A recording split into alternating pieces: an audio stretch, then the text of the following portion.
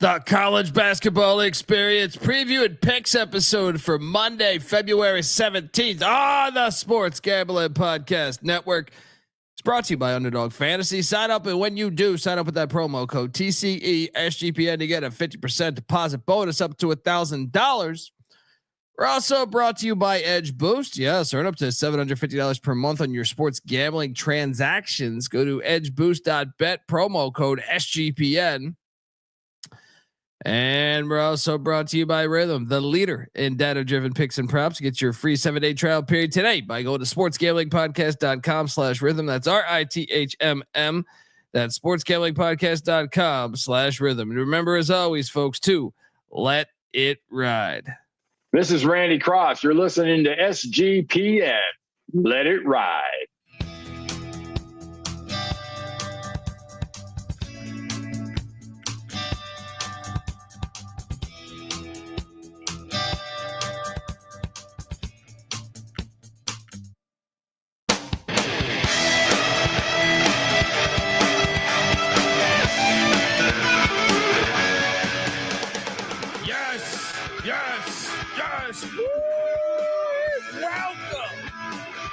Welcome to the college basketball experience preview and picks episode for Monday, February 17th.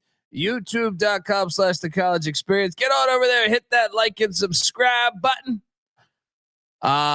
Fun day today, and fun day upon us. If you're wondering who the hell you're listening to, my name is Colby Swinging Database Dan, aka Pick Dundee. That's not a pick. This is a pick.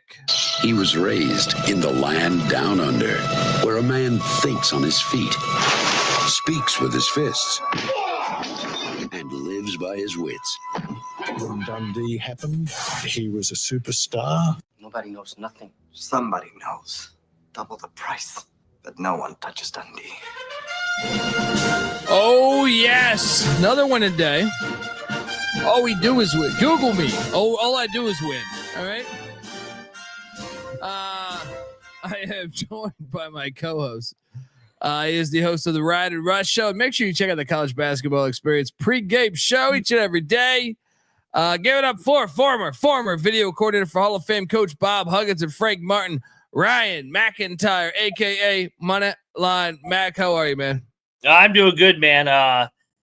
Caught a hell of a nice nap after the final game concluded at Evansville, and feel like a spring chicken here at 1 a.m. on a beautiful Monday morning. Cheers, everybody. Mac tonight. Come on, make it Mac tonight. Yeah, I still feel like shit. So we're on opposite sides of the spectrum. I don't even need to go to bed now. I had a fucking Chipotle for dinner, and then I was watching that Louisville just beat the shit out of Notre Dame and Evansville come back. And then I dozed off right at the end of that game, and I popped up at like fucking 12:15. I'm like, oh shit, we got to do the show. I thought I slept through it for a minute there. It's like, no. That would have been fine. I just would have slept too. I mean, I got like a fucking splitting headache right now. But you know, I'm medicated. Yeah. All right. I'm on countless drugs here. It's just like a normal TCE show. I'm joking, but sort of. But let's jump right into it because we had ourselves a good day. Started off with a bang. The Temple Owls get it done for us. Barely. But get it done for us. I took a lot of NyQuil, so I slept a lot. I had to replay the games, the early games. That was what I did in the past couple hours. Had them on here, so I didn't catch it live, but money was in my account here. So go Owls. But your thoughts on FAU and Temple? This game sucked. I'm not gonna lie, and not because the two teams. It wasn't the two teams' fault. Back and forth game. Temple completely choked. I mean, Temple should have won the game. They led the entire game. I think they had a 10-point lead with 10 minutes to go. But Colby, this game did not finish until 2:40 when it tipped off at noon. It wasn't a fucking overtime game. They went to the monitor like 6 times in the last 5 minutes, and each one was like 5 minutes. Like I've seen more breaks in between or less time in between golf shots at the Masters where they play slow as shit than that end of that game. We got to do something about these reviews, and that was a common theme today. It made the game unbearable to watch. Yeah. Well, yeah, I mean, 2.5 hours for Temple FAU. Yeah, at least we won though. Yeah, we did win the cover, but like we I'm with you. The reviews are a little too much. Especially when they're stacking the games on top of each other on national TV. I mean, we got Drake Bradley tipping off right after, and they don't even join till 4 minutes left in the first half because of Temple FAU going 2 hours and fucking 40 minutes. Are you kidding me? Yeah. The chat's asking too. Mashburn did not play. No, that's why I went from 2.5 to 4.5, but we covered both. Yeah. Well, what was it, plus 260, plus 270, I think. Shocking. I mean, I just rewatched this because this was nothing like a dribble off your own foot. Double lock on Wichita State. We sprinkled the money line plus 270. It's a free show. Free show, folks.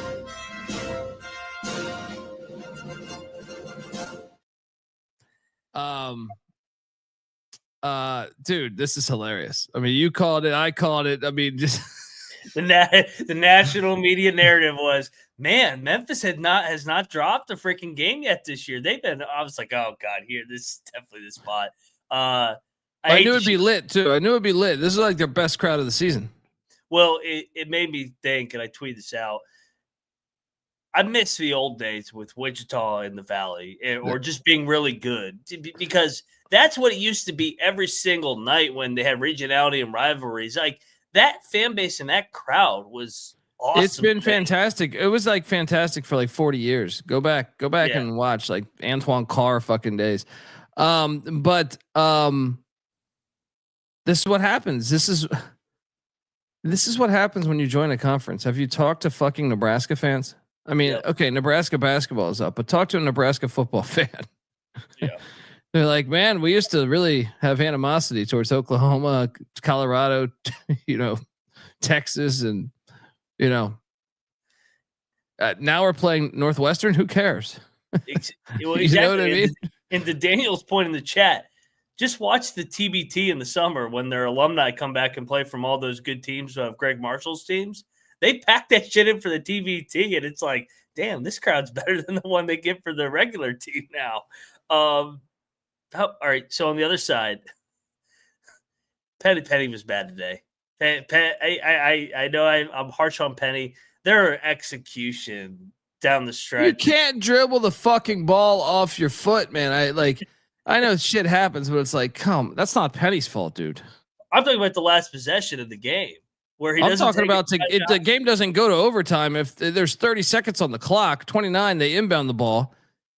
The guy isn't even being defended, and he dribbles the ball off his foot. 94 feet from the basket. You're talking about overtime. No, before overtime. I was you're talking about the fall away. I'm talking about Memphis is up to 29 seconds left. They inbound the ball to their point guard, who is not even contested at the time. And he dribbles the ball off his foot out of bounds, which gives them the shot to tie it up. I'm talking about once they got it tied and they don't run a play. They don't run a timeout. I literally felt like I was watching the NBA. The guy just dribbles it, Tyrese Hunter, for 20 seconds, dribbles it to the corner, fade away, step back three in the corner, clank, overtime. I'm like, that's the best shot you can fucking get. Like, come on, man. You at least drive the ball and try and get fouled. I mean, that's a fair point. But my thing is like, if they could just inbound the ball correctly and dribble the ball like normal human beings, this would not. It's hard to put that on Penny. It's like, come on, you got 20 seconds left, and that's happening. You know, Memphis is hilarious. Memphis is just hilarious sometimes. They play up to their competition. They play down to their competition. They've been asking to get got though. I mean, ECU should have got him. Yeah, ECU should have got him. Rice should have got him. Who else should have got him? They had a couple close games. I feel it wasn't the South Florida game. They blew out South. Was it Charlotte? No. Who the fuck was it? Temple. North maybe? Texas. Yeah, North Texas at home. It was Temple, I think. Right? It was Temple. In Philly? They lost in Philly. Oh yeah. Okay. Yeah. There we go. They gave him a hard time. Yeah, it's exactly. So the race is now back open. UAB gets Memphis here coming to their place in 2 weeks. It's funny you mentioned that. I was just getting done watching the UAB game. They didn't look that good today. No, they sleptwalked. Yeah. They were fortunate to win. We hit on Sienna and Jerry Mack double lock 80-73. It's kind of wire to wire. Yeah. It's a good spot there. And then we should have bet Canisius because they covered against Mount St. Mary's. Why didn't we bet that? We should have bet that. We should have bet it. Michigan, Ohio State. We ate shit here. I know Beanick's probably doing somersaults at the airport. They're going to be arresting him at some point. But yeah, I mean, so what happened here down the stretch? This is one of the ones I did not get a chance to rewatch. I would say Michigan was definitely the better team today. They, I think, controlled the game to a certain degree for about 30 out of the 40 minutes. Probably had like a 4 or 5 point lead. Buckeyes battled back, get it tied multiple times, but never could break through. And then Bruce Thornton at the very end had a little case of the yips. The defender fell down. He's got a 6-footer wide open, floats it, and he just pussied it. He short armed it and it fucking airballed. I was like, damn, how do you airball from 6 feet? So, dude, shout out to Michigan. That's a hell of a win. They're doing it. He's doing a terrible job. They're 20-5. Fucking. I know. Phoenix should be 25-0. God damn it. They're gonna. I hope he goes to Bloomington. All right, just kill me now because this 20-5 is not. And it's nothing, like this is Michigan. You're talking Ramil Robinson and fucking Glenn Rice and Tractor Trailer, all this good shit. Jamal Crawford, they're 20-5 is 20-5. That was such a bad take by Beanick when he's like, I'm like, dude, you had Juwan Howard in last place last year. You're in first place in the Big Ten. They just passed the eye test way more. Yes. Yeah. Even though Vlad Golden passes the eye test of Vlade Divac's flopping vibes every time I watch his soft ass. Golly. Stop falling down. I hate that European shit. I'm like at a crossroads with that because, I mean, I hate the flopping. Vlade did bring it to the game, to America, in my opinion. But he was like one of the more entertaining players. One of Pat Riley's books was great. It was talking about how he would smoke cigarettes at halftime. Vlade Divac. It's just so great. And then, like, when he was on that Kings team, he was a force in the post in those playoff games. Go back and watch some of those playoff games. I mean, they got robbed, but that was one of the 7 million examples of the NBA being fixed. But yeah. So in one way, I liked Vlade. I've met him a couple times in LA, and he was super nice, super cool guy. But he was the first to bring that shit to America, in my opinion. It was not some of the other Euros that came over prior to him. It was Vlade, in my opinion. Me and my buddies have had we spent many hours dissecting when the flop came to the NBA or came to America, because they do it in football now. You check out Mahomes. We spent a lot of time watching old film, trying to pinpoint when the flop came in. We're sold. Divac brought it there in year 1. They went to the finals in year 1. There's a sequence in the Western Conference Finals, but also in the NBA Finals, where I think we've pinpointed the first flop in America. Maybe when I get some time in the summer, we can dive into exactly the first time we got bombed with the flop in America. But I should have battled you here. I didn't. South Dakota covers against South Dakota State, but the Jackrabbits do get the win. Why didn't I battle you? Damn it. Your thoughts? This is such a bullshit cover by the Coyotes. Fucking Jackrabbits were up 13 at the under 4 timeout. I am so glad that they South Dakota had a 2-point halftime lead. You don't just walk on in there and push them around. They fucking walked right in there at the fucking halftime and whipped their ass the whole second half, and then couldn't get the ball in bounds and fucking I'm so glad that they put this on national TV. It was that was a fun atmosphere. That was a fun game, and the Coyotes are having a great year, but the Jackrabbits continue to find ways to win games. One game back at the Tommies here coming down the stretch. Shout out to Charles Walker. Dundee, y'all got me paid again. Yes, we did. Appreciate you, man. Shout out to Charles. Charles, aren't you the Memphis fan? Did you fade your Tigers today? He might have. Fade your boy Petty today, or maybe he probably had the discipline and stayed away. I've never flopped in my life on purpose. I've flopped because you've guarded a guy who's super much stronger than you, and he hits you, and then you're just like, you ever got the wind knocked out of you on just like going through a pick? Yeah. I mean that's my flop. When that you're not expecting, you're like, ha, ha, ha. Yeah, you got to flop and act like you got shots so you can catch your breath because you got the wind knocked out of you. That's always the best. Nice play. I wish I would have bet. I gotta give you some flowers here because you helped my play on this one. I came into it thinking we're going to take Drake because for some reason I thought Bradley had been ass on the road.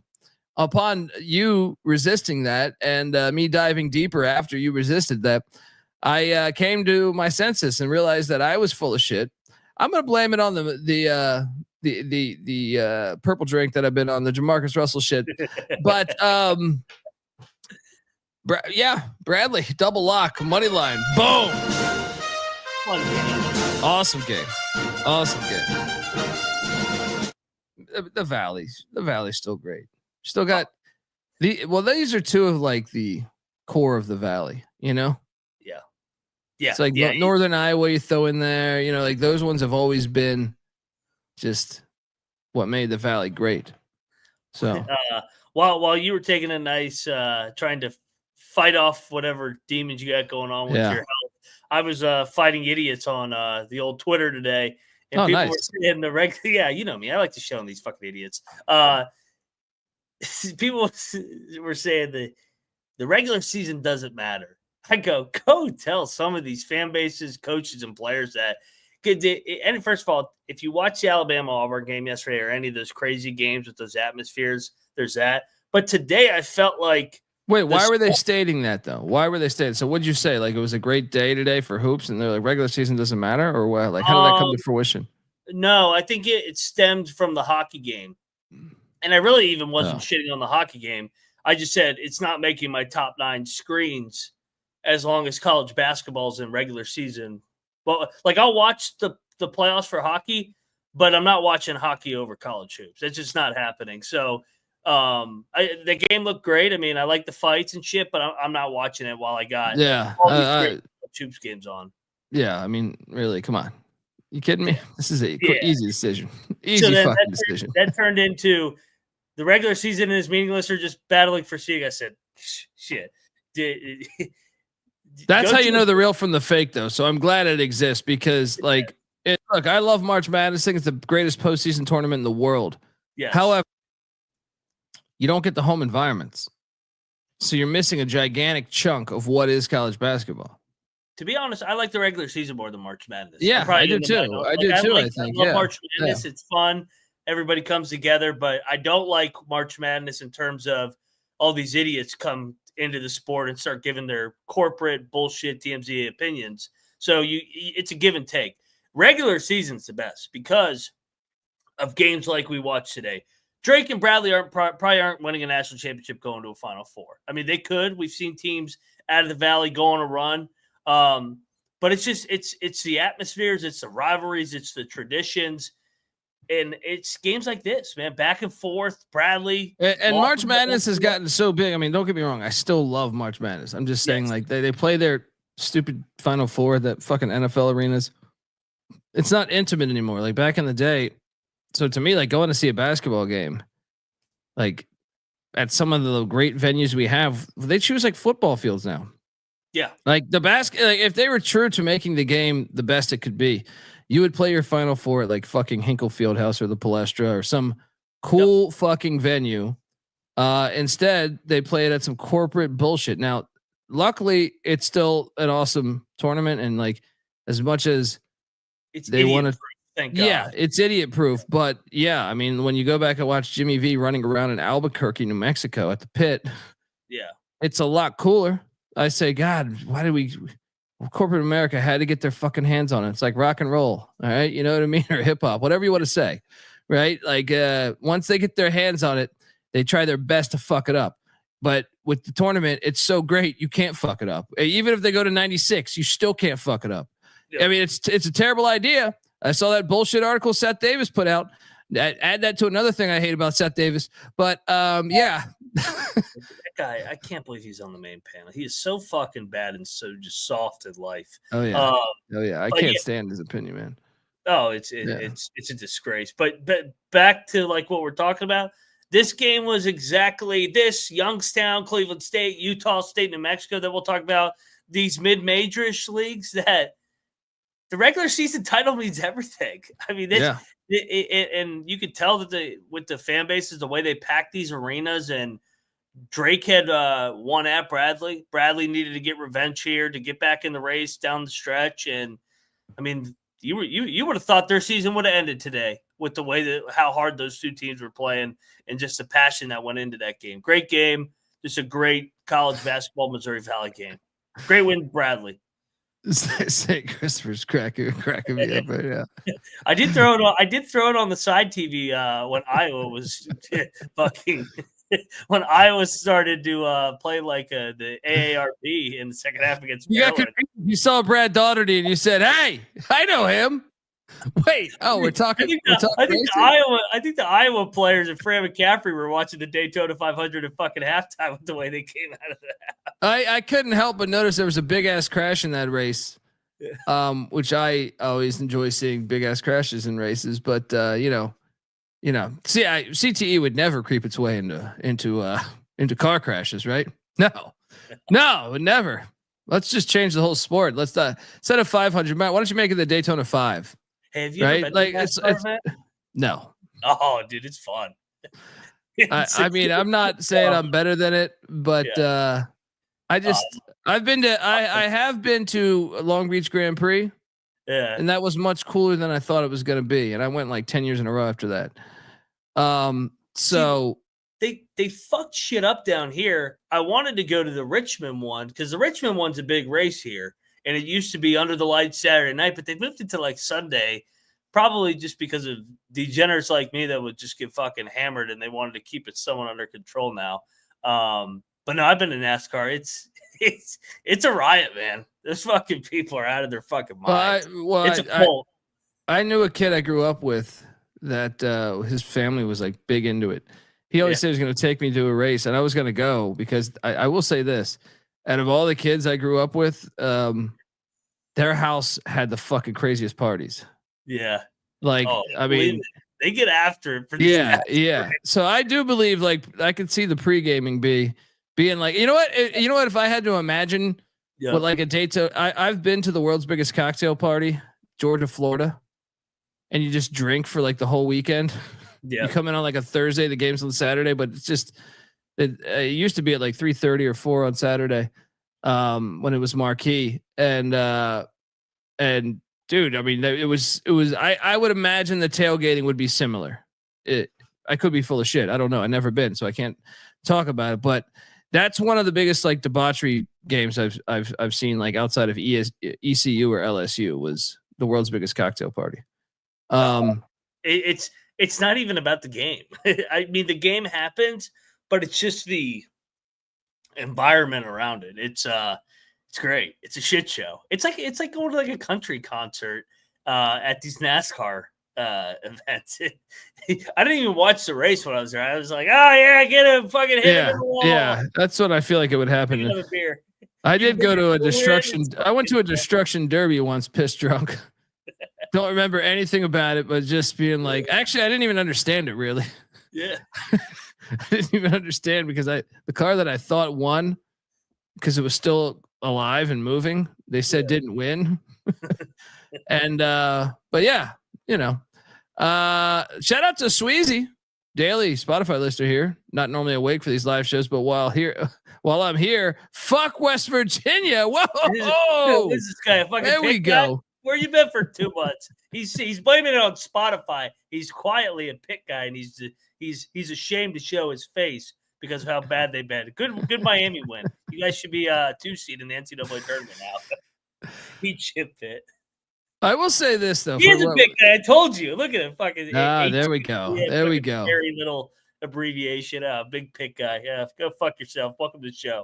Since we're talking racing, and I know our diehards in the chat love racing, I think NASCAR has it wrong to a certain extent. One of the things I like about this Grand Prix movement to come into cities and like shut down the cities. They did it in Vegas. They did it in Austin, Texas. I've seen it in Long Beach, and I know they do it in like Monaco and a bunch of other places across the world. It just looks great. Yeah. So, you know, it's like the same reason why I think certain things should never leave in football or basketball. Like when you're going through a fucking town, like I watched that one in Monaco, and it's just like, this is like, I'm watching fucking a video game, watching like fucking, you know, what was that awesome arcade game back in the day? It's not Need for Speed, but Cruising USA, some shit like that. Right. And I just think they nailed it. I'm like, how have they not thought of this? They should be doing, me and Kramer were talking about this. I was like, every sport should fucking be like every form of racing.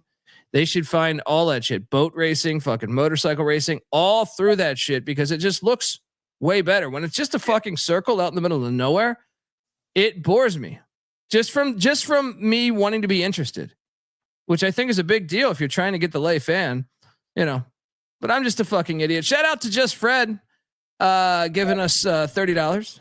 There you go. There we go. Appreciate you.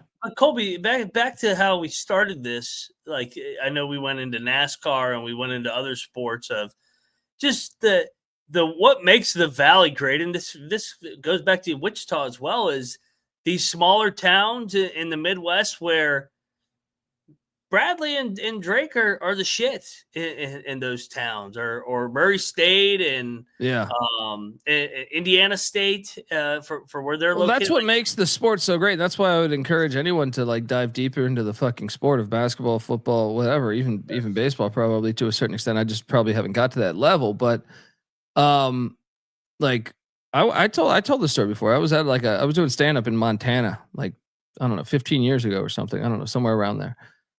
And I knew just from being a football fan, I was like, damn, Montana's pretty good. Yeah. But I didn't really focus at the time on like how legit their stadium was, how great their fan base was. I just remember like they played JMU in like the FCS championship one year in like 2004, I think it was, or somewhere right around there. And I was just like, okay, let me go to a game. I don't care what the price. Like I was just like, I'm going to go to while I'm here for a week, I'm going to go to a football game. I checked the schedule. They're at home and shit. So first off, it was hard to get a fucking ticket, man. Yeah. It was actually really hard to get a ticket. I had to I overpaid way more than I should for a Montana ticket. It was a rivalry game, but after that experience, I was like, God, this is the best. Like it's like the sport is fantastic. If this game's not even nationally televised, but it was everything in that state. And then you realize there's a bunch of those in basketball and football and probably other sports too that I haven't even dove into, but I'm just saying like there's a bunch of those scattered throughout America, and it's awesome to me. I think it's like you could do a fucking documentary on this shit where I feel like it could sell, because it sold me just that experience right there. And to your point, like when you go to a Drake basketball game, which I've never been to, so I'm talking out of my ass somewhat, but I can imagine the crowd. I've seen Bradley crowds before. I've never been to a game, but I've seen Bradley crowds, and I'm like, That's awesome. That's awesome. You know, High Point we've seen, Longwood, you know, like they're scattered throughout Grand Canyon. Yeah. And that's what's so great about the sport is that you have that. And it's like almost like small town. So it's your small town team too. It doesn't have that. It's not corrupted yet. You know what I mean? Like, so it's what we love. It's what we love about the sport to your point and what we enjoy the home atmospheres. It's refreshing to watch a game like that one, and then Utah State and New Mexico today at the Pit. Like just watching those games, it's refreshing. That's what the sport was, and this is what the sport should always be. It reminds us of that. Yes, I like. You're a Redskin fan. I know you grew up. You're a lot younger than me, but like I remember Redskins at RFK, where it was like a college crowd. They had a fucking band. Yep. And once Dan Snyder bought the team, you know, we moved out to fucking Maryland. Actually, they moved out to Maryland the year before Snyder bought the team. But what you couldn't take the train in anymore, right? It was out in the middle of fucking nowhere. Takes forever to get there. It takes forever to get there. And then they got rid of the band after a little bit. And then it's just like it got all this corporate money in there. It was super. I went to go see a Redskins playoff game. I have the ticket stub somewhere. I was going through some shit at my mom's house. I still have the ticket stub from like fucking 1990 or something and I went to a Redskins playoff game for like $21. And I mean, now it's just like all this corporate fucking money. So it's like, I turn down free tickets though. I go like when I go to see my buddies in DC, my buddy last time he hit me up. He's like, dude, you want to go to the Eagles Redskins game? And I'm like, no, I don't want that shit takes my whole day up. You're stuck on the fucking beltway. You know what I mean? Like, FedEx is horrible. It's the worst team ever. But all those teams did this. Look at that. I mean, look, no one plays in the city anymore. That's why baseball's onto it. Baseball's onto it because they're starting to go back into the cities. But I mean, that's what it's supposed to be. It's not supposed to be like, I don't know. I just feel like with the Redskins one, it's like just corporate money, just filth. Just look at the Nationals. Yeah.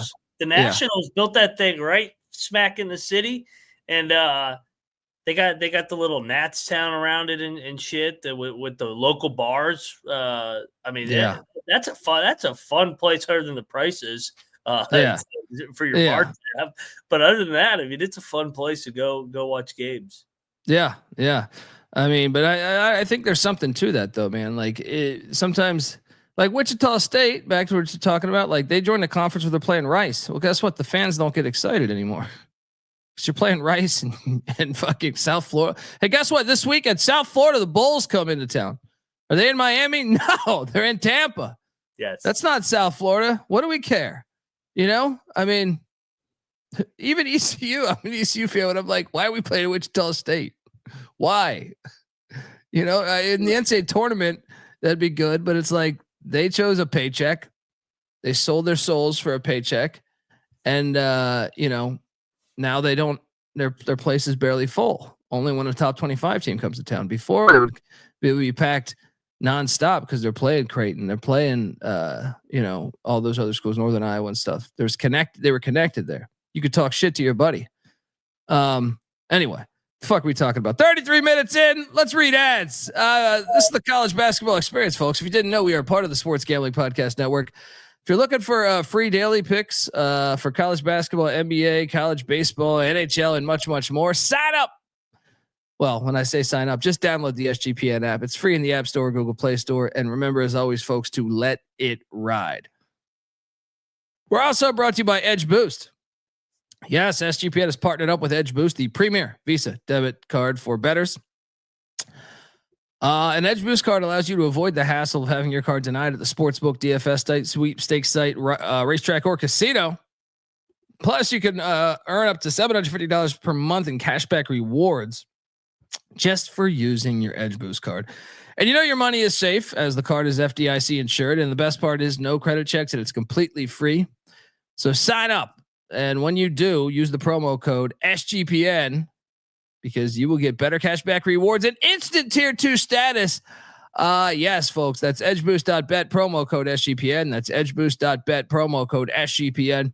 We're also brought to you by mybookie.ag. Yes, MyBookie is your place to bet every single sport. Plus, there's props for every game, and the live dealer casino is a bundle of fun. MyBookie accepts customers from a ton of different locations as well. You can easily deposit and get lightning fast payouts using crypto. What are you doing? So head over to mybookie.ag, use that promo code TCESGPN for 100% deposit match up to $1,000. Plus, they're going to give you a little $10 casino chip. Once again, that's mybookie.ag, promo code TCESGPN. All right, we are back.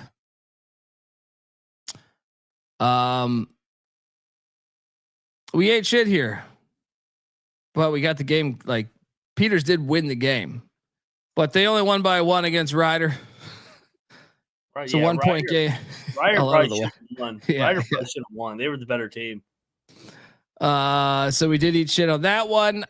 Next up, we cashed on Iona though, double lock. As they lose by 5, we were getting 6.5, I believe.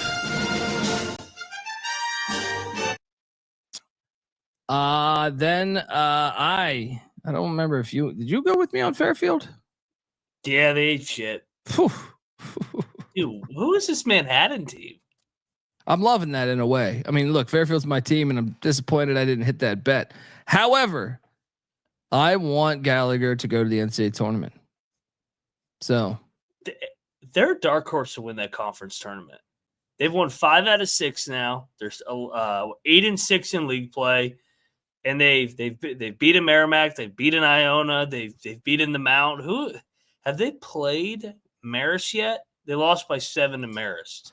Well, that's a great segue because the greatest team ever. This is unbelievable.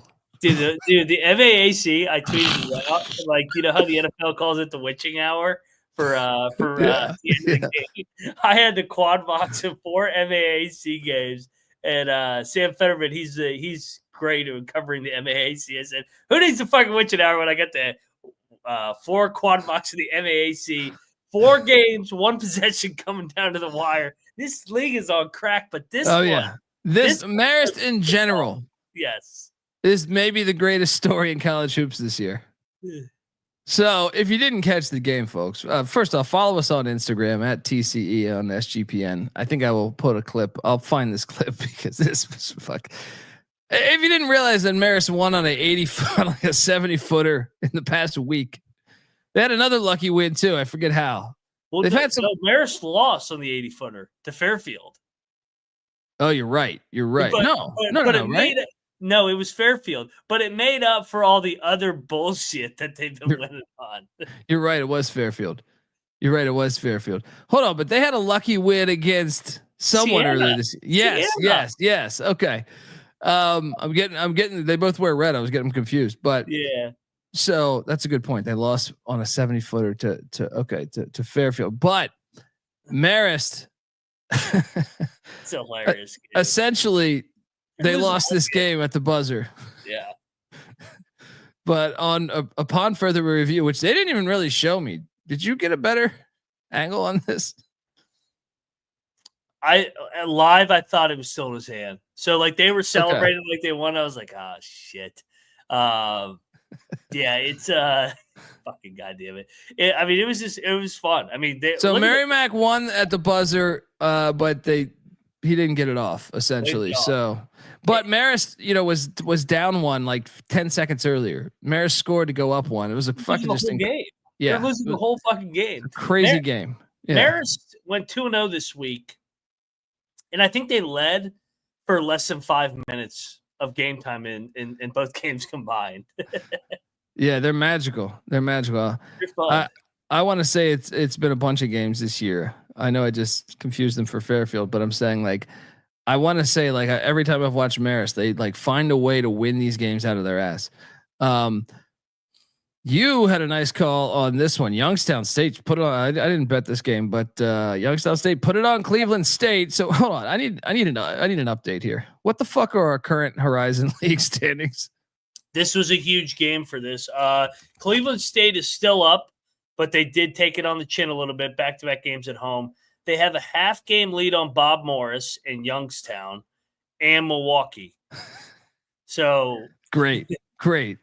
0% chance this is a chalk league. 0% chance. And of course, the one time I don't bet Gottlieb. Oh, he won. They win outright against Wright State by double digits. By double digits. What? The Wright State's been disappointing. I mean, look, Gottlieb. Where are you here? Somewhere here. I don't know where the fuck this clip is. The soundboard's getting too big. I keep adding shit to it. I'm just gonna play this. All right. All I know is we're hard-working, tax-paying people like you, and we don't take shit from nobody. You got that, asshole? I mean, I took Green Bay on the picks, man. I just didn't bet it. Disappointed in myself. Your thoughts? I just have Gottlieb's Twitter up right now. He is active. He is retweeting everybody. It's gonna be a good radio show tomorrow. They're gonna recap the game for the first time in 2.5 months. Because he used to have a segment on the Green Bay breakdown, and they kind of got rid of it recently, is what I heard. And because they just kept losing. So hey, he's gonna be talking about some diversity tomorrow on that radio show. Yeah, where the hell is? Here we go. I'm just here to bring diversity to this set here. Give the kind of white man's perspective on things from the point guard position. Okay. Good for him. I mean, we shit on him enough. I mean, it is nice to see him get humbled, but I didn't want him to lose every game. I mean, come on. That's the best part about sport is we get to talk about sport. You get to shut us the fuck up. I mean, I think I talked shit about Danny Hurley after New Mexico State beat him. I said he's overrated. The next year they won the national championship. Guess what? I shut the fuck up. Yeah. Well, I faded them a little bit the second time, not as much. The first time I was like taking him, I was fading him every fucking game. It's the best part about sport. Best part about America. You can just talk out your ass, right? Well, the best part about Gottlieb is he made a living off of shitting on coaches. Like that's what he was in the industry for 20 years, and then he goes and coaches, and he's 3-23 to start his career. Yeah. You won a lock battle here as Nebraska was laying 2.5. It's a lucky ass wins one. by 4 against Northwestern. Your thoughts? Now I know you were down for the. Did you catch any of this game? No. Oh my God. I apologize to anybody that had Northwestern. They were up by 20 in the second half. A complete collapse. At the 19-minute mark, they trailed 41-21. I'm getting 2.5. Yeah. And just for Nebraska, if they're able to get over the hump here, make the NCAA tournament, you'll look back on this game and be like, they made it because they were able to avoid this bad loss. That's like I know it's Northwestern, but that's a hell of a win to avoid what could have been. Yeah. Yeah. We had a battle here. I got the dub on this one as Milwaukee and Bart Lundy put it on the Norse. This Norse bullshit out of here. 22-point win for the Panthers. Your thoughts? Yeah, no, the Norse were up like 10-12 early, and then just Milwaukee's athletes wore them down. I still like Milwaukee the best to win that tournament because of their style of play. I just think they're tough and well coached with Bart Lundy. Good win. The Norse continue to be a head-scratching team this year. They're in Wright State, like really disappointing in my opinion. I didn't bet this game, but I got it correctly. Missouri State plus 5.5 cashes. UIC wins by 5. That's an entertaining game for no bet. Like sometimes when you don't bet a game and you just watch it, it's just you can watch more with a level head and you don't get pissed off.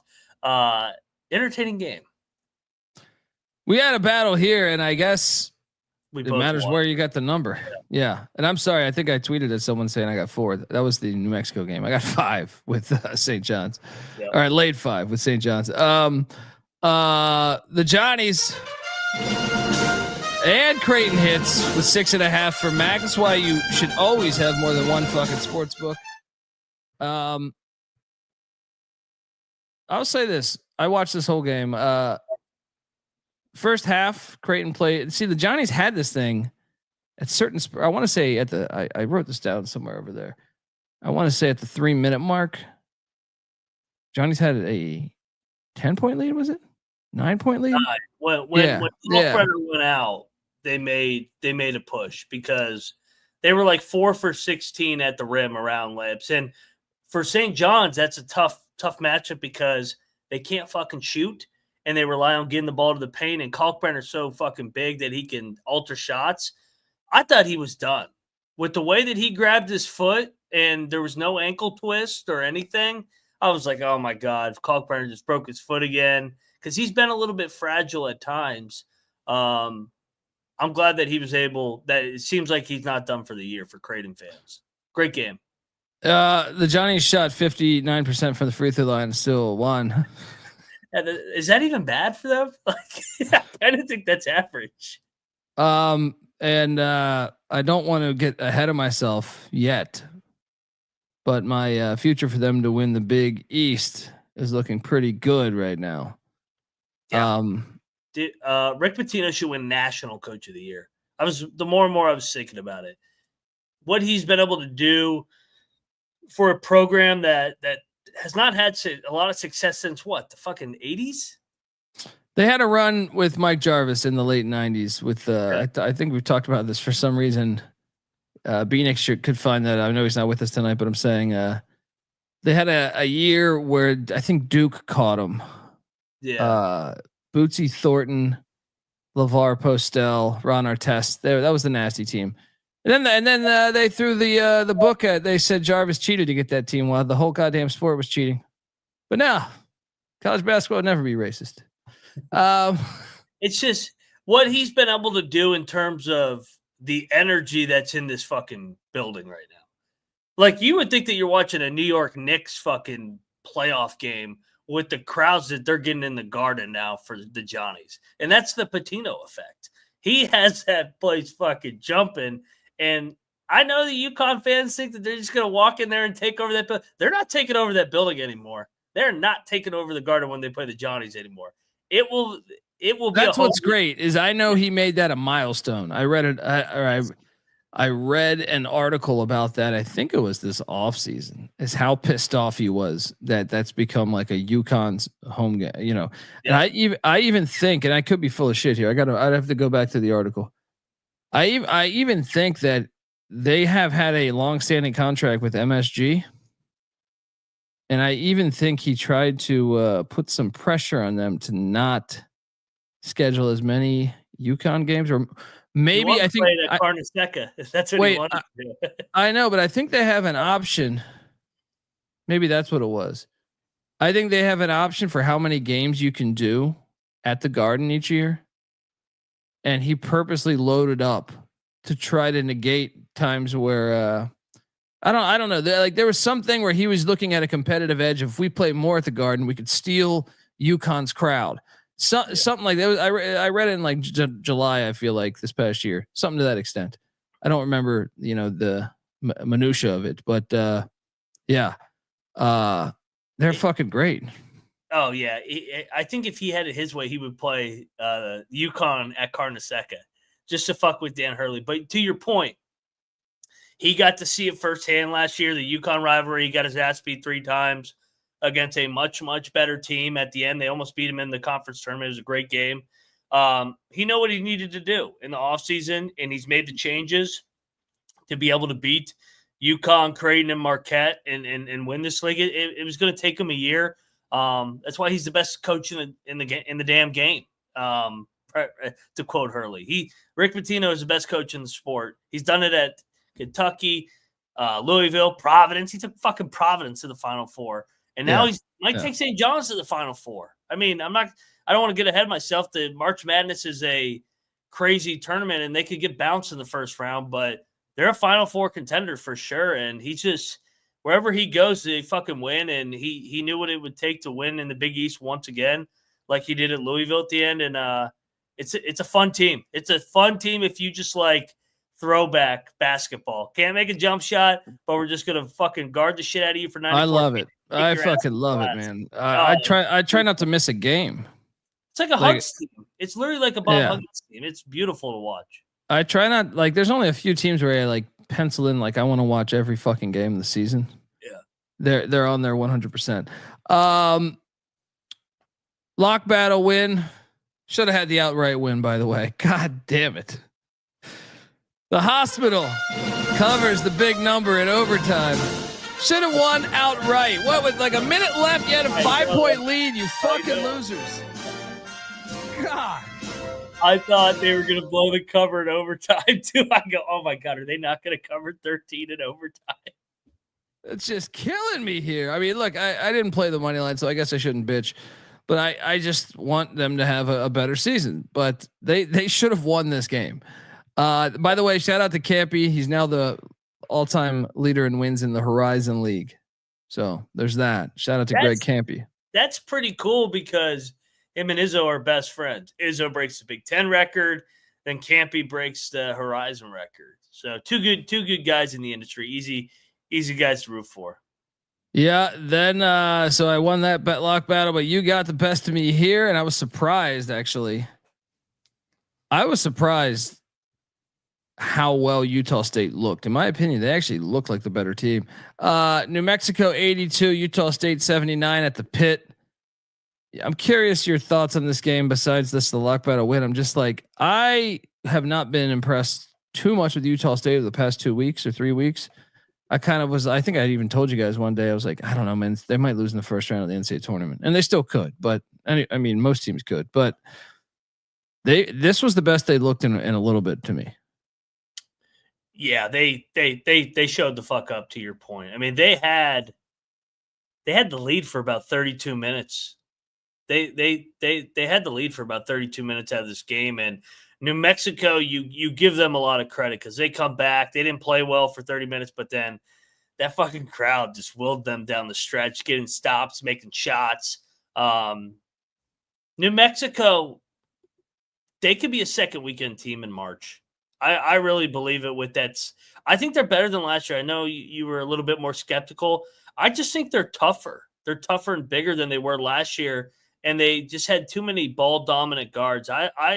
The more and more I watch New Mexico, I like them, but I like Utah State as well. That was everything I said about Drake and Bradley with the environment, just fan bases times 3 in this game. Oh yeah. Fucking great game. Yeah. Great game. Hold on. I want to address something, J-Mac. What are you talking about, man? What makes a good coach is a role model to his players. He got canned twice for cheating.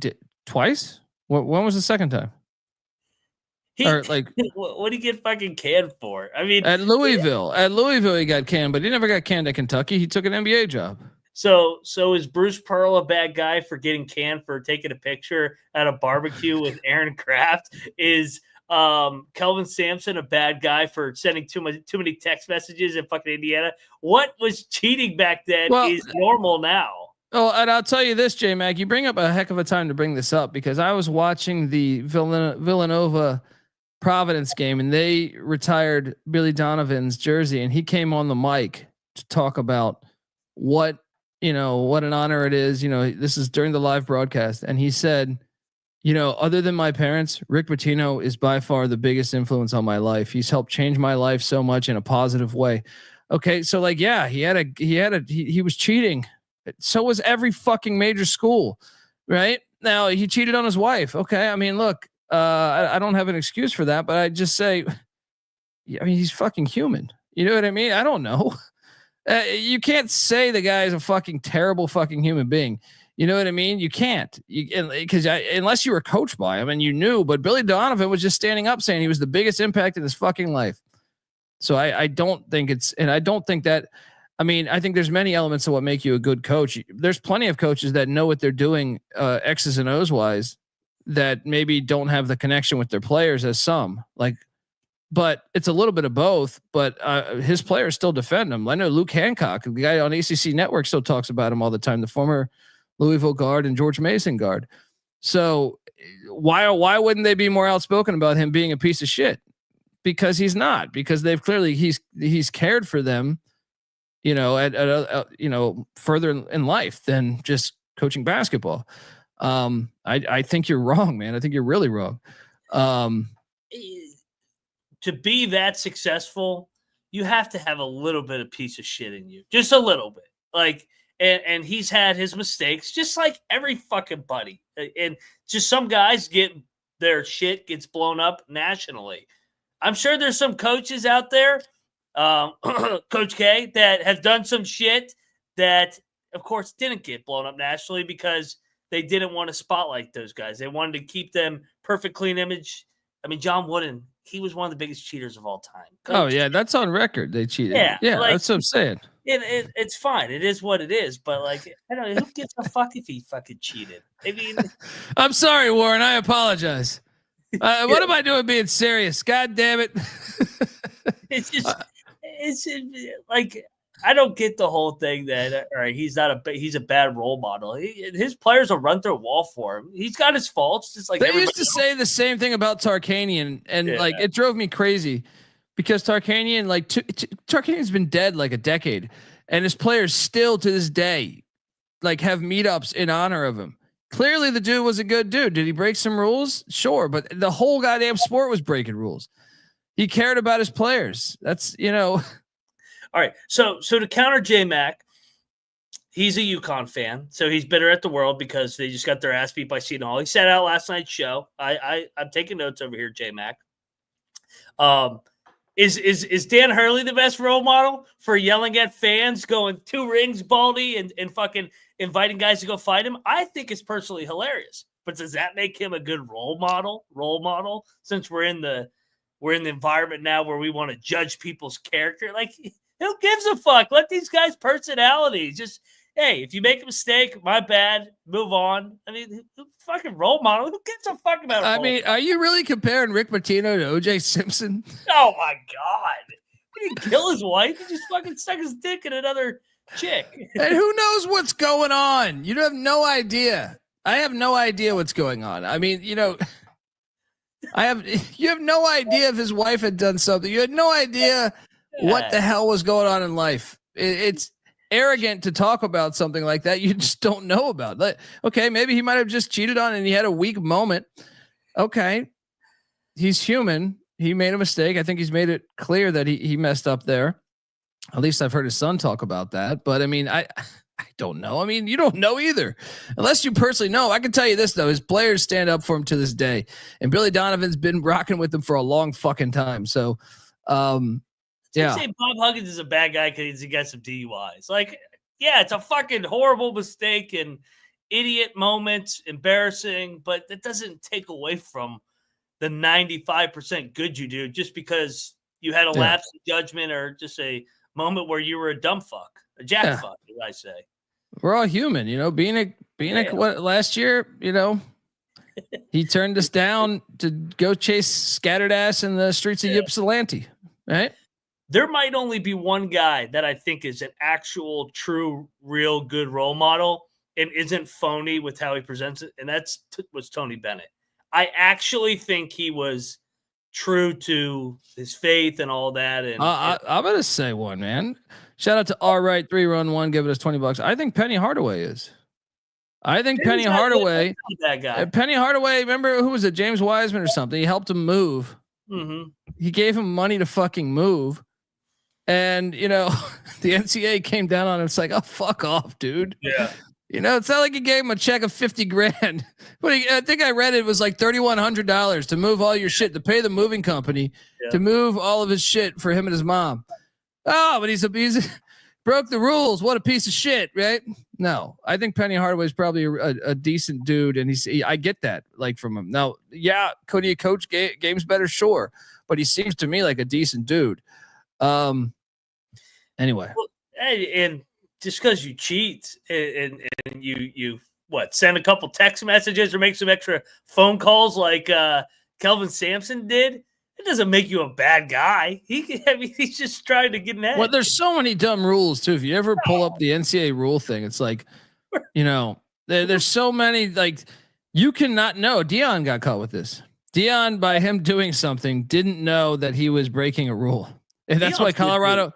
Well, yeah, that's what I'm saying. Colorado admitted this after the fact, but he was like, "Fuck, man." He goes, "I didn't even know that was a part. That was because there's like 10 million rules, right? So you could accidentally, it's like speeding.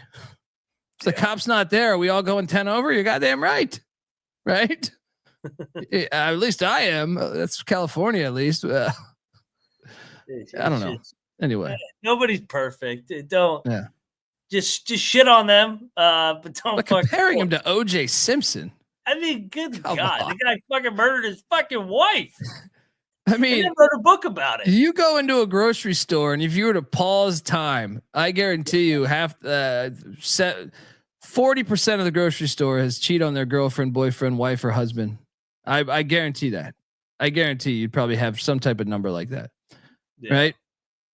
So I mean, we don't judge them. You have probably someone in your life who you're not judging that probably did that, but we're judging, Rick Pitino, and I don't think that's fair, but whatever. We're getting too serious. I do like that comment. Dundee, you're getting all serious. What the fuck? Yeah, what are we talking about here? It's because I'm not drinking. That's why. Richard Pitino seems like a really good dude. I interviewed him. I got a chance to sit down with him at Mountain West Media Days. He was a nice guy. I didn't ask him any of this shit because I didn't want to. No. You know what I mean? I didn't want to ask him about how's your relationship with your dad in general. I did ask him, I think, though, about that matchup of facing off against him. Right. And, he did coach speak. Yeah. But good dude. Yeah. We may see the rematch in March. They're both really good. I mean, how cool would it be if we got him in like an Elite 8 or something, or a Sweet 16? That'd be great. That'd be fucking great, man. We talked about how UAB did not look great. Yeah. They still won by 7, so credit to that. We bet Iowa, and good God. They were watching the Daytona 500 at halftime and drinking beers with the way that they came out of half. They had a lead at half. Oh my God. Just a bloodbath. I said 40% in life. I said 40% at the grocery store. Yeah. All right. And that changes. All right. At certain time on a Saturday, that's like 70%. The more human beings you put in that thing. Mike Leach used to tell me a great thing. Mike Leach used to say, that sometimes they'll come at me when I was at Texas Tech if a guy's getting in trouble, and they'll make it seem like I'm like a terrible, the fact that I didn't come down on him enough. He was part of your program. He stands for your program, and he's like, dude, there's 120 players, and coach, not even you have a 100-man roster in college football. He's like, you could take 100 nuns, put them in a church, and in one room. And you'd be, damn well there'd be a couple piece of shit nuns, so it's like, because it's just mathematics on planet Earth, the amount of people there are. If you get 100 people, you're going to have some piles of shit. That's just the way it's going to work. But Maryland is not a pile of shit. Maryland is a team that could really go far. Bro, they ambushed Iowa. How did Iowa was like 8 for 12 from 3 and 8 for 15 in the first half from 3, and they didn't make a single 3 in the second half. And then they played a nice new defense I like to call the Olay defense. Olay, just go take a layup. I mean, it was a layup drill for Maryland in that second half. Good God, Iowa, they've completely quit on Fran. Oh my God. Yeah, that was bad. That was bad. On that. He didn't call timeout I think he called one timeout. They're on like a 30-0 run. He was Googling real estate properties prices, looking at some shit in Del Boca Vista. We'll be seeing we're gonna be seeing Fran on old Peacock Network next year with Bruce Weber breaking down games in the studio. Fuck the Peacock Network. Say no, Fran. JMac 1500. Yeah, I mean, we disagree. You shouldn't stop. I mean, I would probably disagree if we could find the subject for everything in here. At some point, I would disagree with probably every person in here. That's what I hate. I feel like the youth, like if you disagree, I'm never going to listen to you again. But no, I appreciate you, J-Mac. I had somebody tweet at me today. They go, please don't block me. I like your picks. I go, why would I block you? Because you disagree with my fight. I'm not in this cancer culture snowflake bullshit that everybody else is in it. Fuck that. Disagree. I enjoy the debate. I enjoy the confritation. Keeps me on my toes. And sometimes you do learn shit. That's how you learn shit. You know what I mean?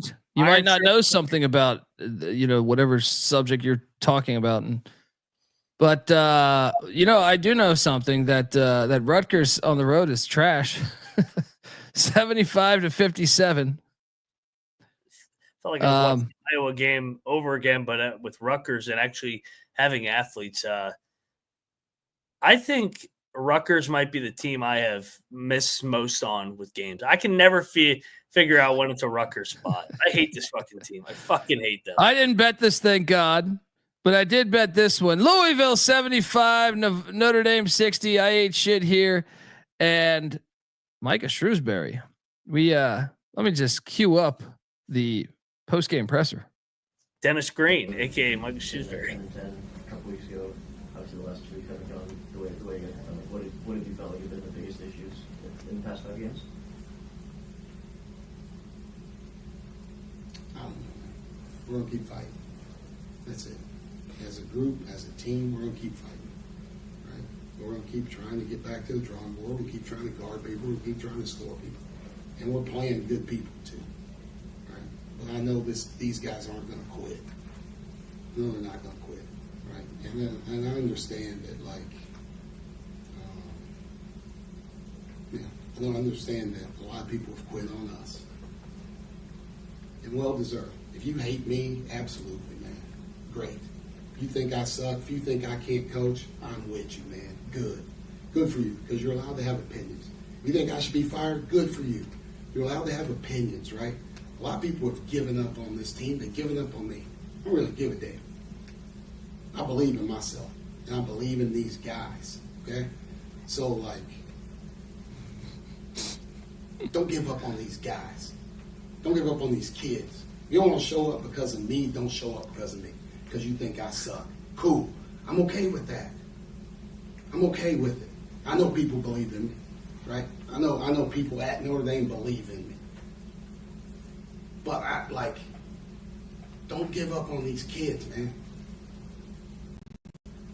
What have they done for people to give up on them? I know if you're not with us because we're losing, you don't want to come watch this, fine. Fine. But do it because of me then. But not these kids, man. They don't deserve that. They don't deserve that. Like, ain't nobody else getting home at 5 a.m. from Boston College and going to class the next day and coming to practice and working out and preparing to play Louisville. Nobody else is doing that. Don't give up on these kids, man. I don't care about anybody's opinion. I know who I am. I know I can coach basketball, and I know I'm turning this program around. So you gave up on me already? I'm going to see you back here. I don't give a damn. Don't give up on these kids, because we're going to get this thing rolling. So I sat there and watched more Louisville fans in here than Notre Dame people, and that's embarrassing. That's embarrassing for me, because I'm the head coach here. And yes, I got us in this predicament. But don't come back when we're losing or when we're winning, because we're turning this around, man. You better believe that. Everybody that gave up on me, believe it. Write this date down and believe it, because we're going to get this thing rolling. I don't care if you gave up on me or not. Fantastic.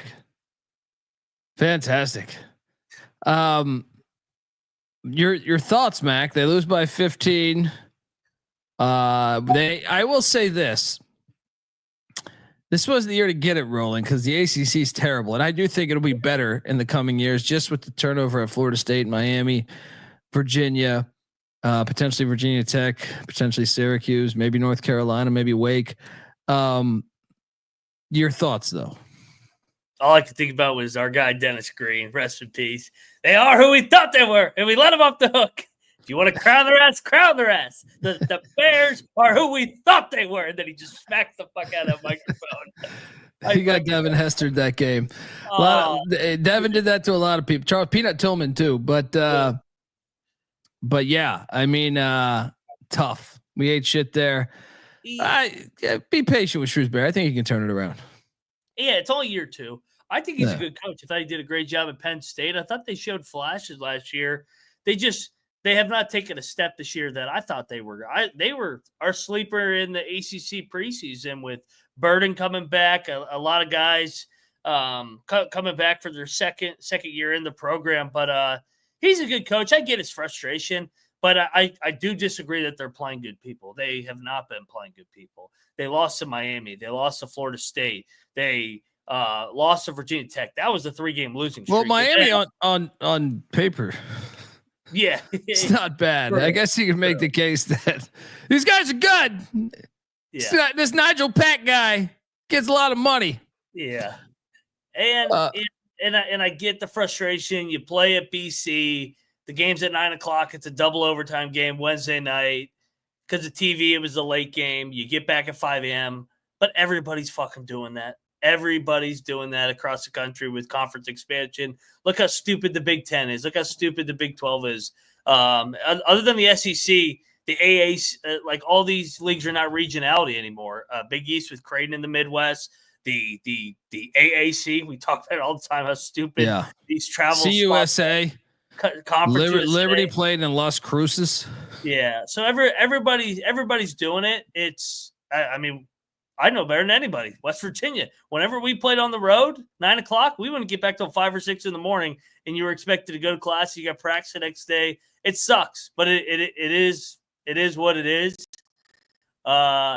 And they're in the dog days of February, and everybody's a little bit frisky this time of year. Yeah. Fun stuff there. We hit on a double lock to end the night with Evansville 79-69 against Valpo. With Utes. Oh yeah. And game balls. Let's go. I will go with St. John's to get a 2-game lead with 5 games to go. Just the turnaround in this program has been fun to watch. So, yeah, I give St. John's my first ball in the driver's seat to win the Big East. From one Patino to another, because that Utah State New Mexico game was for first place. I know there's still a few games left, but for right now, it looks like Rick Pitino Jr. there, Richard Pitino, is going to get his first. I think it'll be his first regular season conference title. No fluke there, man. There we go. Game ball. Where are you going next? I'll go with a first-year head coach in the great state of Michigan, as Beanick would say. Michigan, first place, 20-5, 12-2. That's pretty fucking good. I don't think you could have scripted anything better than what the magical year Michigan's having in year one. Well, there's someone out there that would push back, but he's not here. I would say he's delusional. He's fucking delusional. If he thought they would be better than 20-5 and 12-2 to start league play. I'm gonna go game ball to Bradley. Huge road win. Brian Wardle's bunch. Normally, I mean, I feel like they're so lit at home. Huge win here as they now, in a great position to win the conference, get that 1 seed. Where are you going next? Youngstown. Go into Cleveland State national TV and really kick their ass. It's another first-year head coach that's doing a good job, Ethan Faulkner. Calhoun takes a Youngstown job. They promote him within, friend of the program, and he's doing a damn good job in year one at Youngstown. Yeah, it's a good one. As much as I could give it to Green Bay, I'm not.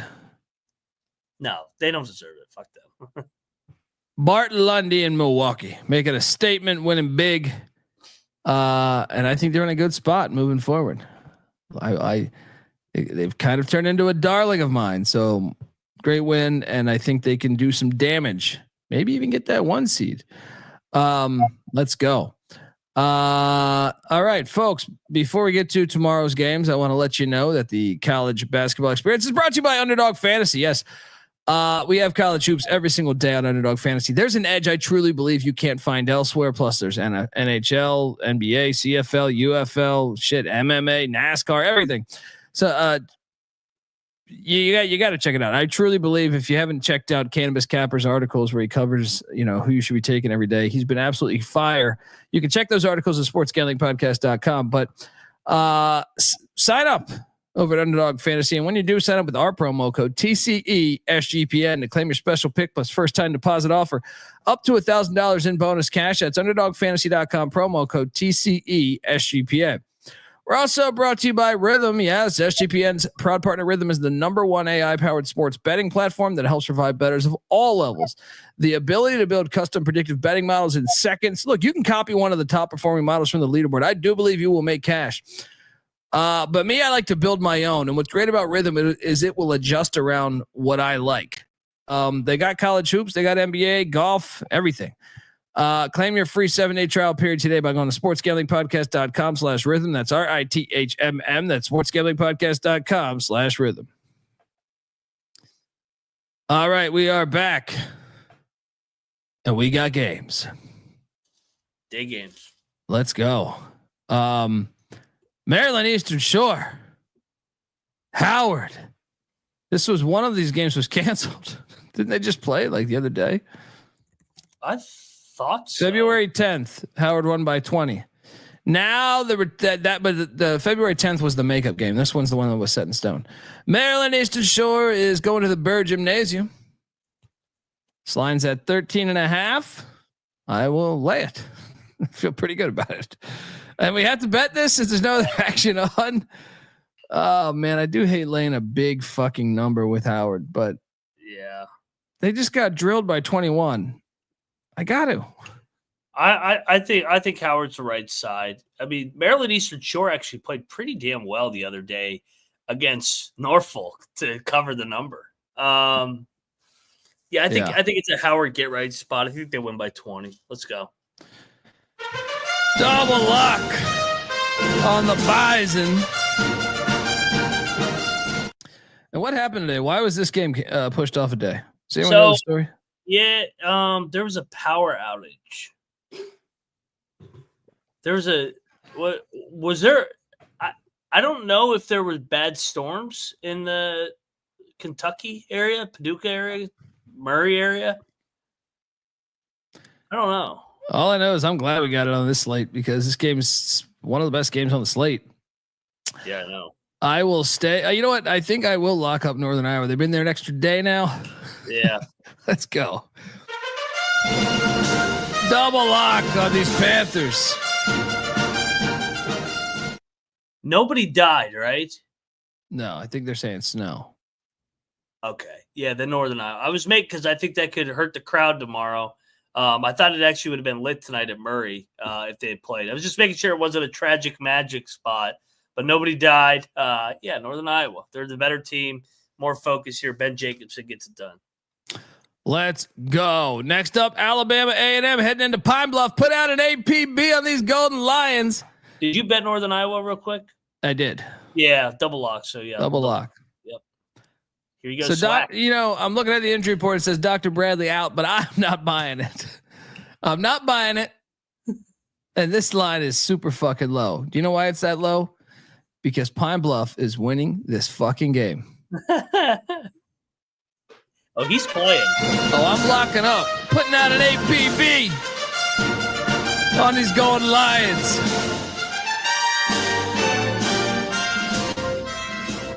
You in? Why do they even list him as not going to play it? I am in. I think that they are going to get this game. They're going to win this game outright. I like APB. I like Dr. Bradley. I think he's been really good this year. And it's a fun. Pine Bluff's been chippy here. I know they've lost 3 in a row. Oh, I think you play the money line. Plus 125, 130. Yeah. I think this is part of my swag parlay. And I will say tonight, my darlings kind of play each other in the swag. I did see that. I was like, I don't know what he's going to do here. Yeah, it's a little tricky here, but this is part of the swag parlay. Pine Bluff, I'm seeing plus 130 out there. Next up. Oh, my boys. This is like Ace Ventura when he gets the shit thrown into his knees, the spears thrown into his knees. He's Have you looked at the standings in the SWAC, by the way?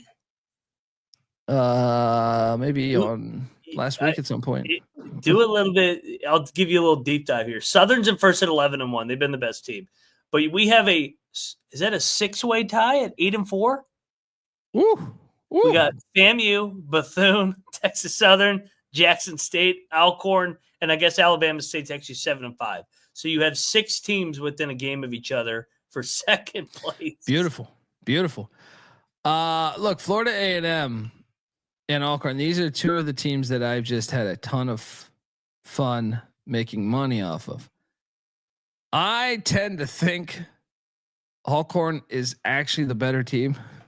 Yeah. But I will say this, Florida A&M is getting better every time I see him. Like, with that being a first year coach, let's take Alcorn though.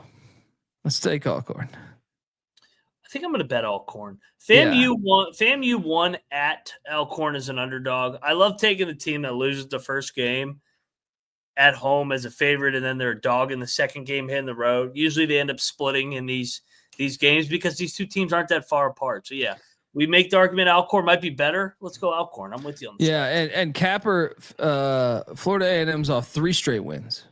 Actually, they've won like 9 of 10. I feel like, or something like 6 of 7, whatever it is. Yeah. I'm gonna go Alcorn. So the parlay we will get to at the end here, because I do think. What do you think is harder, this game or the next one between my two darlings? Not the next one on the slides, but the next one when I get to the game in Daytona. Alabama State. Yeah, Bethune. You do love Bethune. This is not a display. No, this is what I actually think. We got to take the points. Oh God! But Alabama State's laying 18.5 at Mississippi Valley State. These Delta Devils. Do I need to bring up the fact they only lost by 29 last time they played them on January 4th, and that was on the road? We locked battled that one. I've won on Alabama State like 22. I don't think this should be part of the parlay because I don't have strong confidence on this one. But give me the 18.5. Don't let them ruin your parlay. Oh no, my Saturday parlay, I kept that Valley State game off of the card on purpose. All right. I know. Don't fuck with me on my swaction. All right. Do you see them tweeted Hoops Peterson? They're getting destroyed, and Hoops Peterson shit on Mississippi Valley, and that Twitter account goes, "Come on, Greg, take it easy." I didn't see that. Shout out to Hoops Peterson. Yeah. I'm with you. I'll take the points. I'm not betting fucking Valley anymore, though. They're just dead to me. They got a great logo, though. They do. That's why we end up betting them, because you put their fucking logo. Look at that. The slide is what fucks me. I'm like, oh, that's a badass logo. It's beautiful. Absolutely fucking beautiful. They got a lot of potential. Jackson State is in Bethune-Cookman, or Daytona Beach, Florida, whatever you want to say. I definitely fucked up this. The spread is Bethune -1.5. This one, what's harder, this or the Alcorn? I think the harder game is Alcorn, Florida A&M, because I think Bethune is going to get them here. Jackson State won by 5 in overtime on January 25th. I think I think Bethune gets them right here. I am locking up these Wildcats.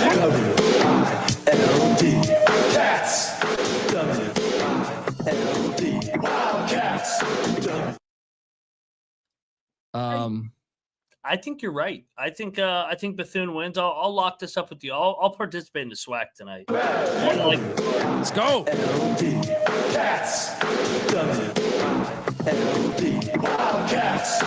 So for the SWAC parlay, we have one more game that I will throw in a minute here. So hang tight. McNeese State is laying 7.5 against Sela and our boy Keith Landry. I can't get McNeese right. When I fade, they're a fucking hard team for me. They're a hard team for me this year to figure out against the spread.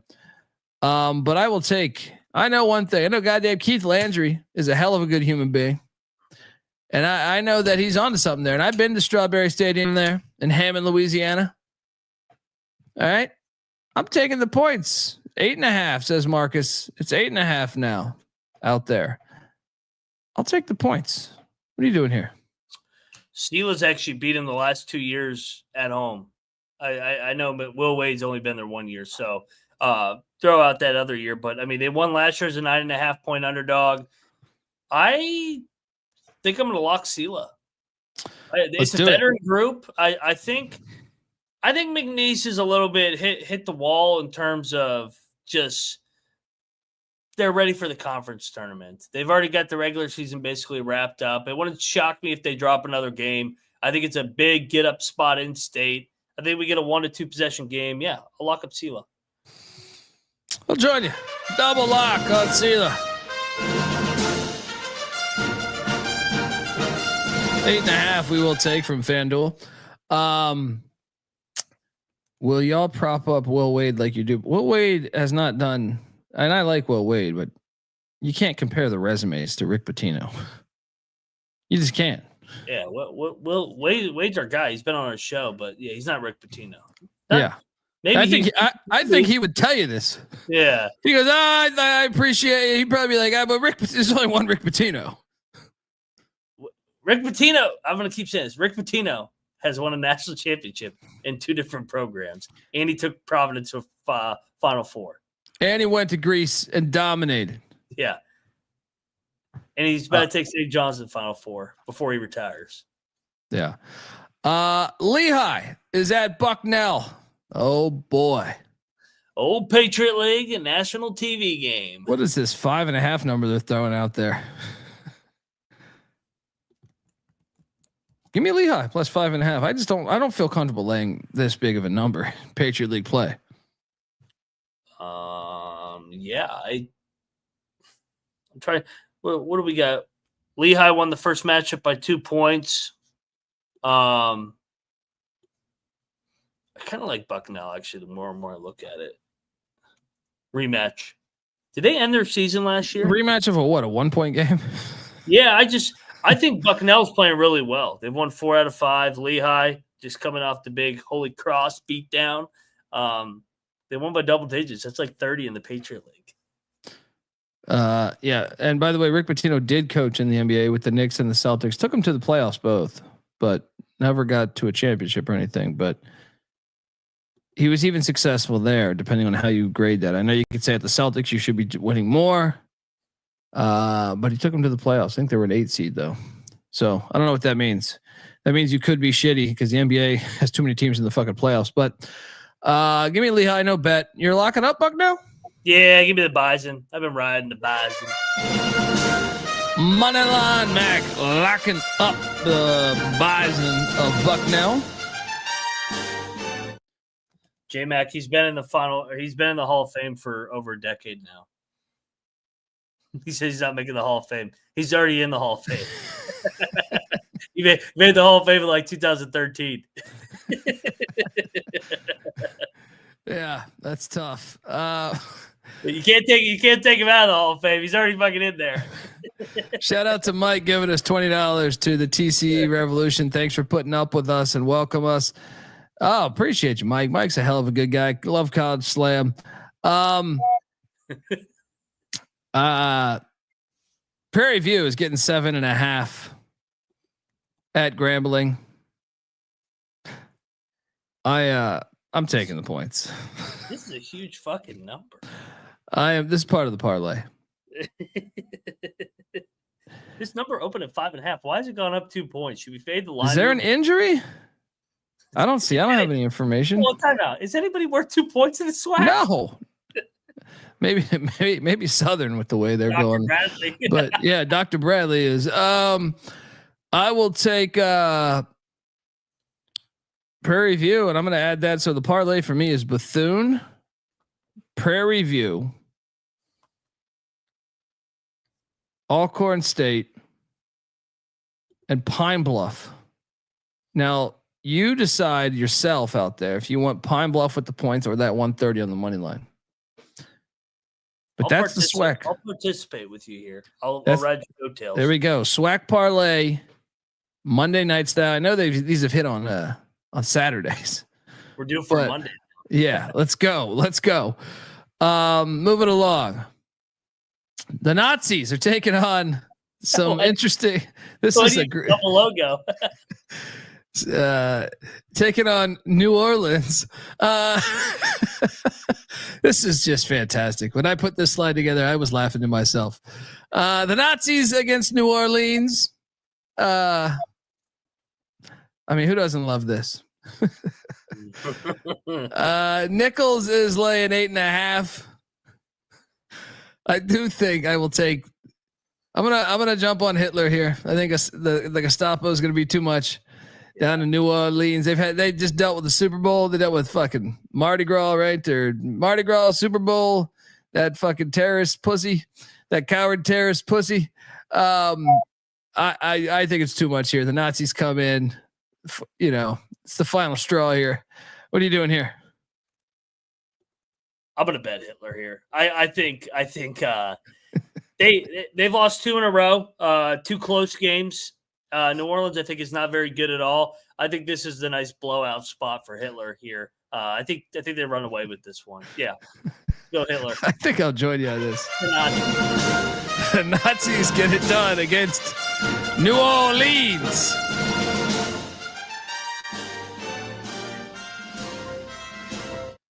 They got to go back to that logo. It's a great logo. They got to go back. I'm talking New Orleans. Look at that. That thing is fucking fire. Yeah. Put that thing on get a football team going again, you cowards. Put that on the helmet. Oh, please. Coppin State is in Orangeburg, South Carolina, taking out South Carolina State. God, it's a big number for me at game. All right, guess what I'm doing too? I'm laying it. Lay it all day. I think South Carolina State's win by 20.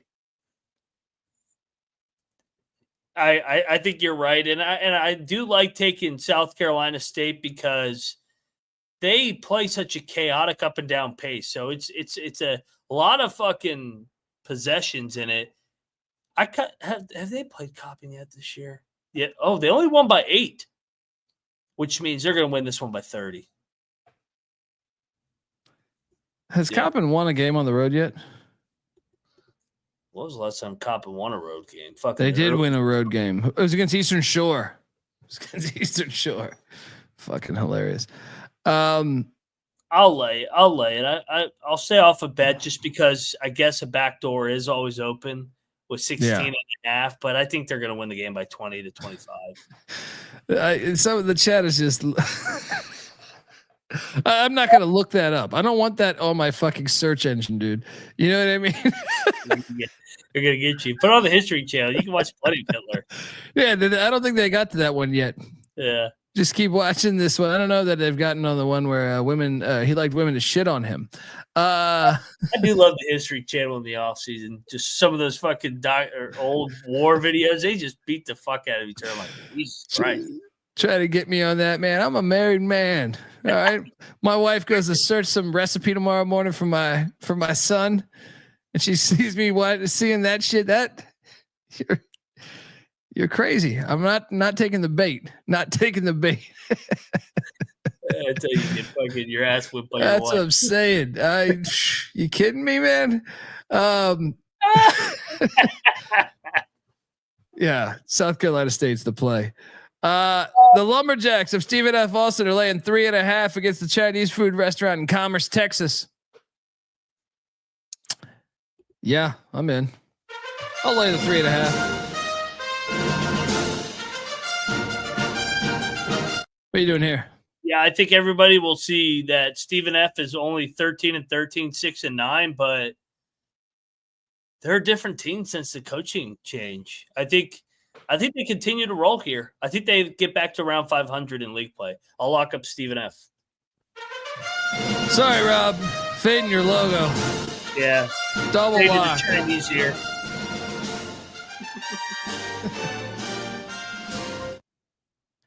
Let me tell you, fucking Chinese food here is fucking the worst. That'll give you some fucking. Oh my god. Christ. It's fucking terrible. Chinese food, man. I miss living in a major city. Yeah. What do we got next? Let's go to Lamar. Is that Northwestern State in Natchitoches? Northwestern State's laying 1.5.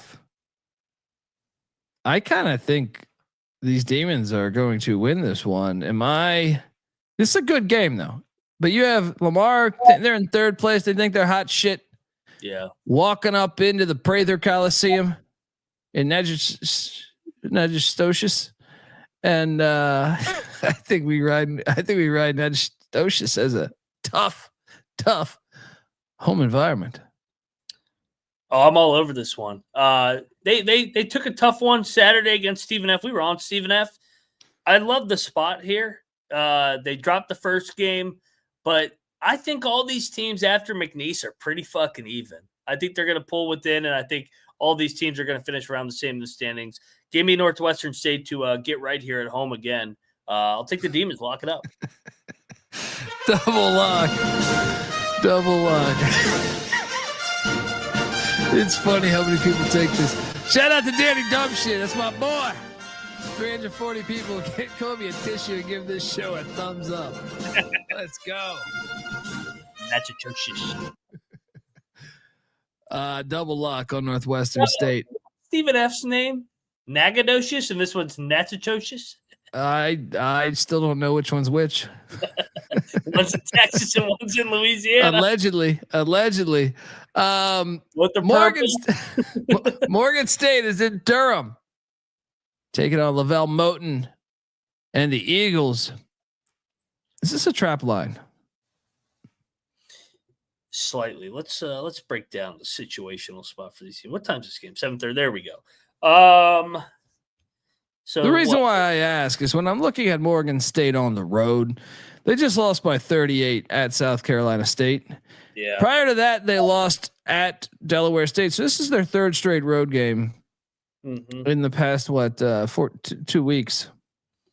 And for the most part, they've been ass on the road. Do you like the revenge angle too? Morgan State beat them in a crazy I lost on that fucking game.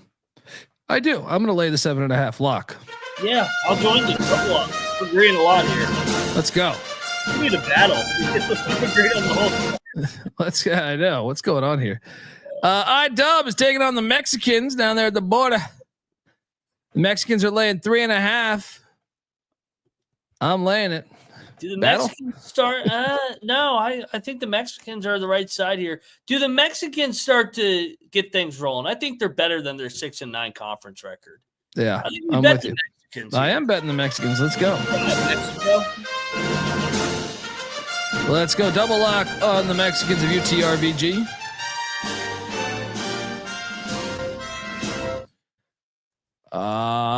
Next up, we're going to, this is just a great game here.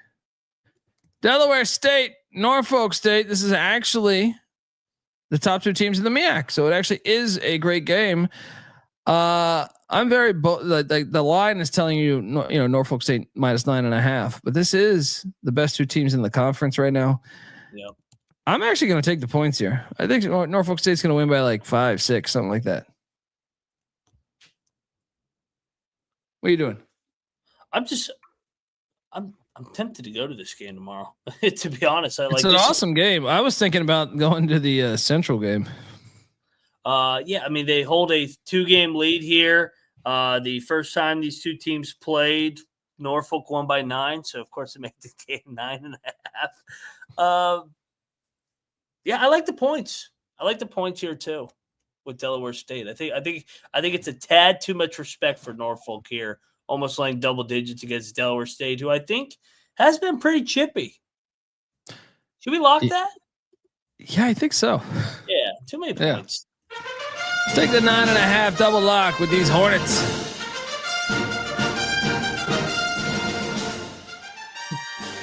Damani says I'll be the only white guy at this game. That is a fact. I mean, besides they do have. I was going to say besides the people on the call, because a lot of times you'll have one of the 3 referees. Yeah. You got to experience it though. It's great. Oh, it's great. Yeah, you got to go. Their crowds are good. They've been showing up. To your point, yeah. Yeah, I might make the 1.5-hour trip because this slate. I was thinking about going to the next one, the ACC game, but I don't even want to go to that game. I'm going to say that not only will this be a better game, this will be a better environment. This will be more fun than they get one in Charlottesville. Virginia does show up for Duke, though. Is that the next game on the slate?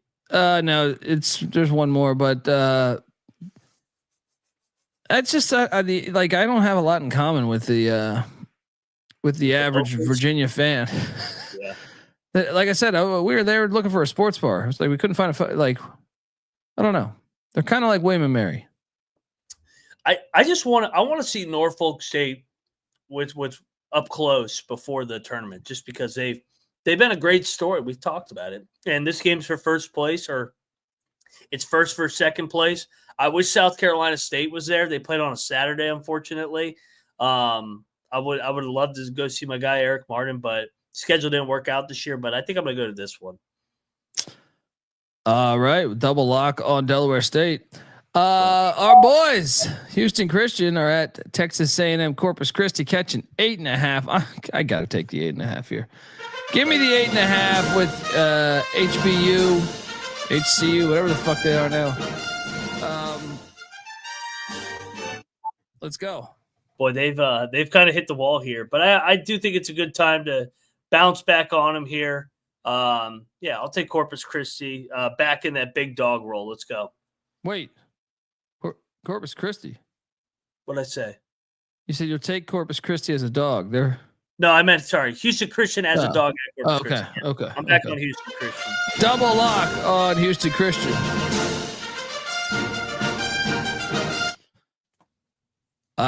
Next up, Duke, UVA, Charlottesville. Duke's laid 14.5. Oh boy. I'm taking the points, but no bet. I will say Virginia's hot. They've won 3 in a row coming into this thing. If he wins this, do they extend him? I do think he deserves another year if he beats Duke. No, not really. Do we fade Duke off scoring 110? I like to fade teams off 100 points. I kind of think Virginia's the side. They slow it up. I'm not betting this fucking game. I'll do it. I'm not laying 14.5 with Duke on the road. Give me the Wahoos. They lose by. Moneyline Mac, locking up the Wahoos. Gary K saying I'm taking Virginia on the money line here. I hope so. Man. I don't think they have enough to fucking beat them outright. Willie, you're cracking me up here. Here, I got the score. Last time they were in Charlottesville, 59-49, Duke won. I think it's a similar score. Wait a second. So you telling me they haven't scored because they didn't get 50 this year either. They scored 48 the first matchup. No. When's the last time they got over 50 points against Duke? 2 years ago. They beat them in Charlottesville. Charlottesville's been a tough spot for Duke over the years. I know that's Bennett, but I mean they're laying 14 to fucking half. Last time Duke laid a big number on Big Monday, everybody in the chat was saying it was a smash spot, and they fucking almost lost to NC goddamn State, who's the worst team in the ACC. Yeah, how the fuck is it President's Day and George Washington's not playing on fucking President's Day? James Madison's not playing. They should be. Come on now. Yeah. I like this President's Day parlay people are talking about in the chat. But who are you parlaying it with? What? The HBCUs have taken over President's Day, baby. I mean, I'm just trying to find an angle here. I guess Jackson State. Could you twist that to Andrew Jackson? Maybe you do an Andrew Jackson parlay. I don't know. I mean, you're reaching there. Thomas Jefferson, the founder of Virginia. Next up. Good advice by our right. Amen. You gotta watch out for that tunnel traffic. Oh yeah, fuck that. I've done that before. That shit is beach season. That shit is the fucking worst. Yeah, shout out to all right. Appreciate that. You not watching Virginia? No, fuck that game. I don't trust Virginia's offense against the best Duke defense in a few years here. 60-50. You can't get a bucket up. Hitler parlay on President's Day. Oh man. I mean, I don't know what else you could find though besides Hitler. What do you? The Mexicans? Yeah. Yeah. Remember, it was World War I. We could parlay nickels with the Mexicans. Not a bad parlay. I think I'm going to actually do that. Let's go. Texas Southern's at Southern. I was thinking about adding this to the SWAC parlay because I'm taking the fucking points here. Southern's 9-0 at home. 9-0 at home. But if you dive a little deeper, they won in overtime by 2 against Jackson State. They get past Alcorn by 5. I mean, they've been in some of these battles, man, at home. They did clip Texas Southern in Houston by 9. This is a revenge game. Should we add this? Should I add this to the fucking parlay? Hell yeah. National TV, late game. This game's going to be a 1-possession game. There's going to be some voodoo in this game. Double lock. Live. Texas Southern, add it to the SWAC parlay. Let's go.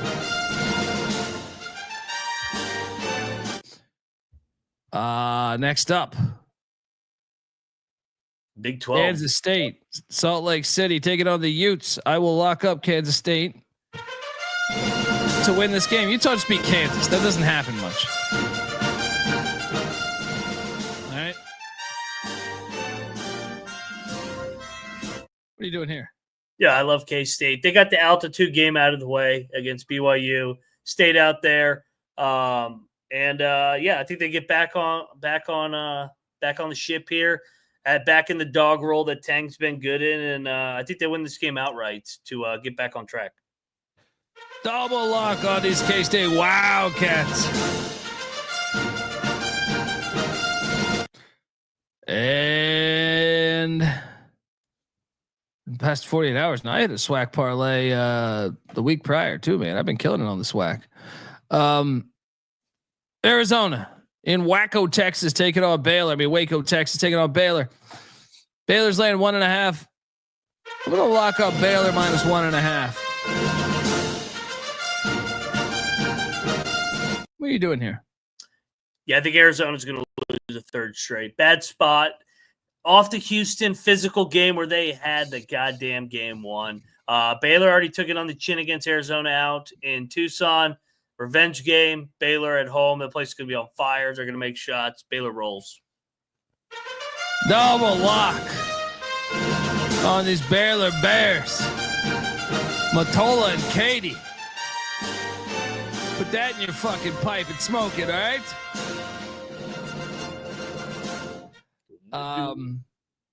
All right, that's our slate. Best bets of the night.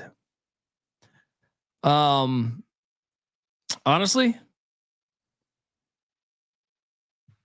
I really thought that Kansas State one stood out. How many are we giving? 4? Yeah, we give 4. Kansas State is certainly one. I think 2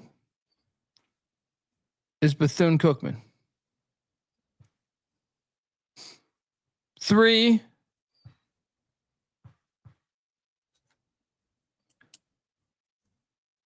give me,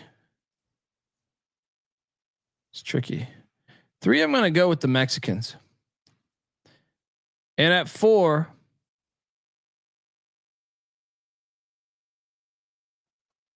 give me, which one do I like the most out of those ones? At 4, let's go with at 4, give me Northwestern State. Fire. Scott Drew and Jerome Tang are 1-2 for me. Those are my favorite 2 on the board. My only thing with Baylor is they get so fucking injured that like I feel like sometimes you don't even know, and it's like, oh, they're without 5 guys. True. I think that their lack of size doesn't hurt them as much against like a finesse team like Arizona in a way. So back in that spot at home, I like them. And then I love Northern Iowa. That Drake loss opened up a window where Northern Iowa can get back into this Missouri Valley regular season race. I think they handle business tomorrow, mature team, and Ben Jacobson. And then late night window in the SWAC. I think we get some madness here. I think Texas Southern is live to knock off Southern. The chat was just asking about that. Can you give out your best money line dog? Texas Southern for me.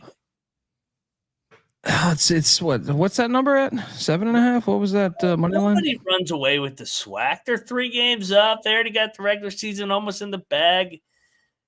Plus 235. Texas Southern, the blue blood in that league. You get what were the other dogs? Southeast Louisiana. I will. Which one do I like more here? Between Texas or between Sela. Which one out of these ones? Let's go. I'll go with. Give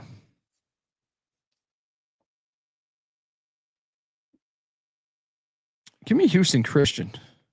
I mean, I don't know that, or I could see. I don't feel amazing about any of these. Mm-hmm. I could see Texas Southern winning though. I'll join you. Let's just go with Texas Southern. I could see Texas Southern getting that one. Late night ESPNU game, baby. Yeah. The officiating's a little suspect in some of these national TV games because they want to keep these games closed for the audience, I think. If you want to do a money line round robin, do you think Sela can win outright against McNeese? Yeah. That's been McNeese's kryptonite down there in Hammond. If you did Sela, what do you think is more likely? Houston Christian winning at Corpus Christi outright, or Prairie View at Grambling? I kind of think it's Prairie View at Grambling. Yeah. I kind of like Houston Christian though. Me too. I mean, that's the reason why we're betting it. But I'm just saying, if so, you could do Sela. How about that? Sela, Prairie View, Houston Christian, and Texas Southern. And round robin that thing. You can lose one of those. Hope the other 3 hit. Boom. Folks, give Moneyline Mac a follow on Twitter at Moneyline_Mac. I'm on Twitter at the Colby D. Noah Beanick, he's en route. To tomorrow's show, freshly back from that dome baseball bullshit. I love college baseball, but I mean, I can't go to a dome, Beanick. You didn't run this past us, all right? With your goddamn soda pops, all right? With your Powerades. Yeah, give Beanick a follow on Twitter at NoahB77_, I think it is. Also subscribe to the college baseball experience, college football experience, FCS college football experience, and everything else. Sports Gambling Podcast talking college basketball tomorrow as well. Till next time, folks, this is the college basketball experience. You better start thinking about yours. And we out of here. Yeah.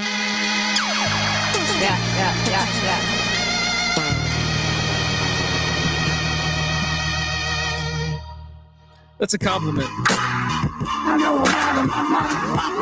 I've lost my mind. I'm just ahead of my time. I know I'm out of my mind.